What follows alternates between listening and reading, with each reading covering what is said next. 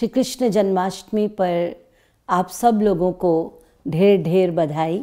आज विश्व भर में चारों ओर अपने अपने ढंग से सब हर्षोल्लास से कोई घर में कोई मंदिर में जन्माष्टमी मना रहे हैं। हमारे मॉरिशस में भी सब लोग बड़े हर्षोल्लास से श्री कृष्ण जन्माष्टमी मना रहे हैं। और कृष्ण का अर्थ होता है जो सबको अपनी ओर आकर्षित करे।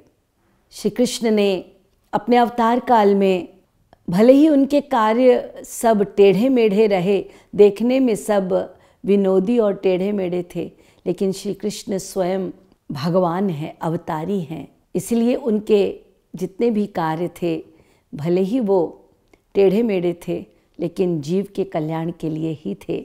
उन्होंने समस्त कार्य जीव कल्याण के लिए किया और यही वो बतलाना चाहते थे कि ऐसा ही हमारा जीवन है, कुछ टेढ़ा मेढ़ा, लेकिन उसको हंसते हुए हर परिस्थिति को अपने जीवन का एक भाग मानते हुए सहते जाना है और हर समस्या का सॉल्यूशंस निकालते जाना है, रुकना नहीं है, आगे बढ़ते जाना है। आप यदि श्री कृष्ण जी के पूरे जीवन काल को देखें तो वो पैदा हुए वो भी जेल में, है ना, और उसके बाद जब वो जेल में पैदा हुए तो सारी उन्होंने सुविधाएं कर दी। पिताजी लेकर जा रहे हैं, बेड़ियों में है, बेड़ियां खुल गईं। फिर पहुँचे गोकुल। गोकुल में आए दिन कंस राक्षस भेज रहे हैं मारने के लिए, लेकिन सबको फेस कर रहे हैं, समाधान कर रहे हैं। इसके पश्चात बेचारे मथुरा गए तो भी चैन नहीं ले पा रहे हैं।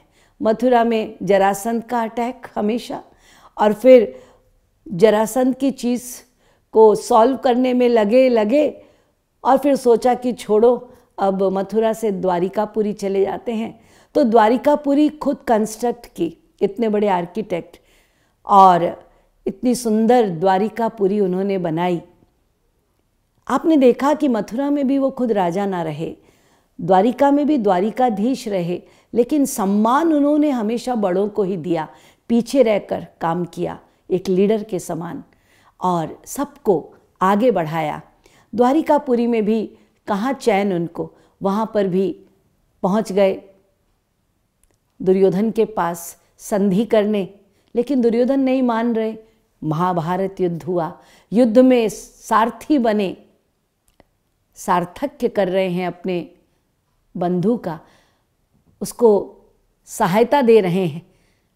और उसके पश्चात महाभारत युद्ध समाप्त हुआ। अभी घर लौटे ही थे कि आपस में बच्चों में लड़ाई हो गई। बच्चे आपस में लड़ झगड़ कर एक दूसरे पर वार करके मर गए, और फिर उसके पश्चात वही बच्चे प्रभु के ऊपर भी वार करने लगे। यानी आने वाले भविष्य में क्या भविष्य होगा ये पहले ही दिखाई पड़ रहा था। और वहाँ भी प्रभु ने समाधान किया कि ठीक है, जो भी परिस्थिति है, लेकिन मैं जगत में शांति चाहता हूँ। स्वयं प्रॉब्लम्स को सॉल्व करके गए, लेकिन अपने जनों को छोड़ गए जो इस जगत में धर्म को, जिन्होंने उनकी धर्म की रक्षा की और प्रेम का विस्तार किया। धन्यवाद। सबको जन्माष्टमी की बधाई।